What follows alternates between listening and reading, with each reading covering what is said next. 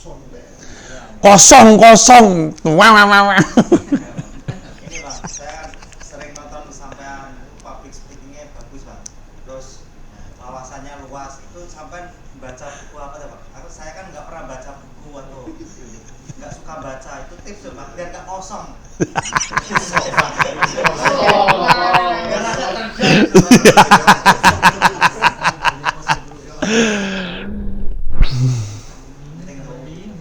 Yang lu tanya public speaking atau wawasan nih? Ada dua. Kan lu bilang public speakingnya bagus, wawasannya luas. Yang lu tanya apa? Public speaking kan kalau lancar kan gara-gara wawasan Bang. Enggak. Oh enggak dong. Enggak ada hubungannya. Tapi lu mau nanya dua hal. Gimana caranya public speaking yang bagus?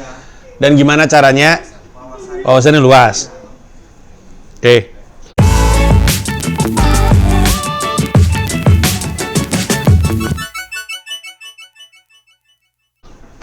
Itu tadi lagi ngetes gak sih? Iya kan? Ya, gue juga curiga. Kalau dia kosong terus, maaf ya Allah.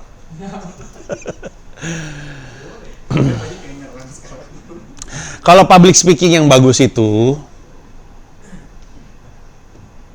kalau gue ngajar public speaking itu, gue selalu bilang public speaking itu 80% psikologis, 20% teknis.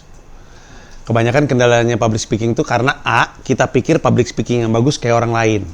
Contoh nih, lu bilang gue public speakingnya bagus, habis itu lu bilang gue nggak bisa kalau jadi kayak Mas Panji gitu, dan lu berusaha untuk kayak gue. Itulah pada akhirnya kenapa lu gagal.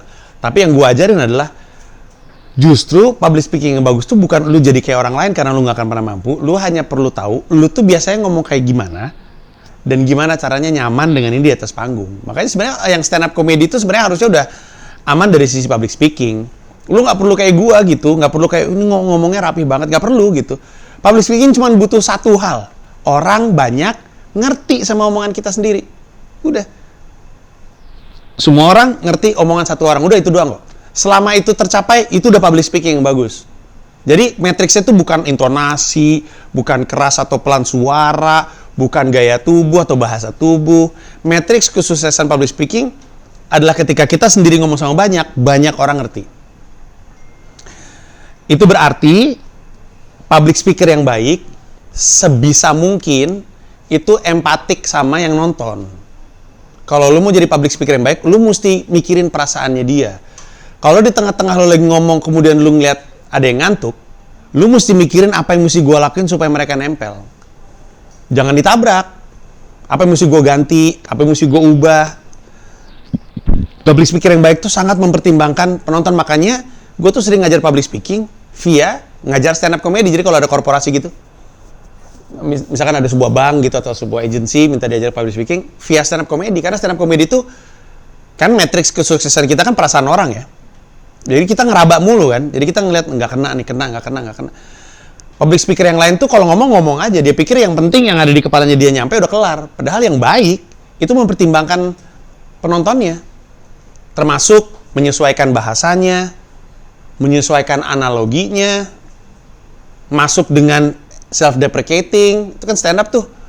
Kalau kita baru masuk ke lingkungan yang baru kan kita nggak langsung aneh-aneh kan. Nggak langsung, oh saya di atas gitu. Yang nonton juga nggak ngerasa siapa lu gitu. Pelan-pelan gitu. Jadi sebenarnya public speaking yang baik itu sebenarnya aneh jawabannya, tapi kuncinya adalah berdamai dengan diri lu sendiri bahwa emang lu orangnya kayak gitu, ya udah. Gimana caranya orang ngerti? Kayak ketika lu tahu lu mesti ngomong sama banyak orang, ya lu nggak bisa pakai bahasa, lu orang mana sih? Orang nggak bisa pakai bahasa Jawa Timur gitu. Tapi kalau misalkan lu udah bisa pakai bahasa Indonesia dengan gaya lu sendiri dan orang ngerti, udah itu cukup. Ya, ada kok orang yang ngomongnya runut, bahasa Indonesia bagus tapi nggak ngerti gitu. Ada juga yang kayak gitu. Apa sih ngomong apa sih ini orang gitu? Ada. Yang penting orang ngerti gitu. Nah, kalau soal wawasan, kenapa lu berpikir gue banyak baca buku? Karena kalau gue bikin konten itu belakang gue buku semua ya? Enggak Bang, kelihatan. Menurut saya dari ini kok rapi itu ngomong. Ini ada hubungannya nih, rapi ngomong sama baca buku. Sebenarnya gini, cara paling efisien untuk belajar public speaking supaya runut adalah sering-sering baca buku tapi keras-keras. supaya kuping lu dengar. Ini bekerja untuk gue ya. Kuping lu dengar struktur kalimat yang benar. Kalau lu baca buku, struktur kalimat kan ini pasti benar kan? Pasti benar nih. Karena udah lewatin editan kan? Dalam jok tersebut, saya mencoba mengembangkan premis mengapa harimau di kebun binatang tidak banyak bertingkah. Lalu, saya mengandai-andaikan ekspresi dan perkataan harimau yang tidak mungkin mereka lakukan di hadapan para pengunjung kebun binatang. Jadilah jok tersebut. Kalau lu baca itu secara terbuka, maksudnya secara keras dan kuping lu dengar, kuping lu tuh terbiasa untuk mendengar biasanya habis kata ini yang lanjutin tuh kata apa. Kita tuh sering banget ketika lagi ngomong tuh suka dan, and, gitu-gitu tuh. Segala macam seperti itu semua kita pakai untuk memikirkan sebenarnya habis ini ngomongnya apa ya. Tapi kalau kita sering baca buku, lama-lama kita terbiasa mendengar habis kata ini tuh yang ngelanjutin tuh biasanya kata apa. Itu struktur kalimat yang benar-benar rapi dan tertata, itu memang sudah ada di buku yang sudah diterbitkan karena pasti udah lewat editor. Nah, karena kita sering ngelakuin itu, kuping jadi terbiasa gitu. Tapi kalau ngomongin soal wawasan, apakah gue dapetnya dari buku? Dari 100% materi stand up comedy gue,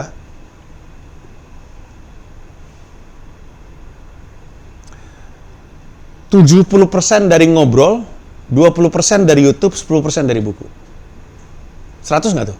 Ya. 100 kan? Takut skip. Nah, untuk punya wawasan yang banyak, bertemannya jangan sempit. Untuk punya wawasan yang luas, pertemanannya jangan sempit. Makanya di kantor tuh gue larang anak-anak kantor berteman cuma anak-anak stand up doang. Keluar gitu. Ganti pertemanan. Cari aja lingkungan-lingkungan baru. Karena makin banyak lingkaran pertemanan, makin luas cakrawala lu dalam berpikir gitu. Yang lu tahu banyak. 70% dari materi stand up gue tuh ngobrol.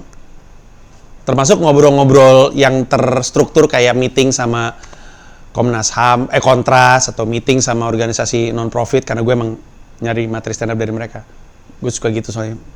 Mereka duduk, seluruh departemen, terus mereka cerita, gue catet gitu. Tapi di luar itu ngobrol, bener-bener ngobrol. Jadi kalau mau punya wawasan yang luas, pertemanannya jangan sempit. Lu bergaul sama Nini doang. Cari pertemanan lain. Ya? Jadi jangan gentar kalau lu gak suka baca buku. Gue suka baca buku, tapi tetap cuma 10% yang masuk.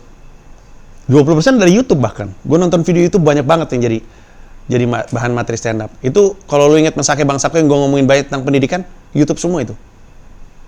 Sisanya ngobrol.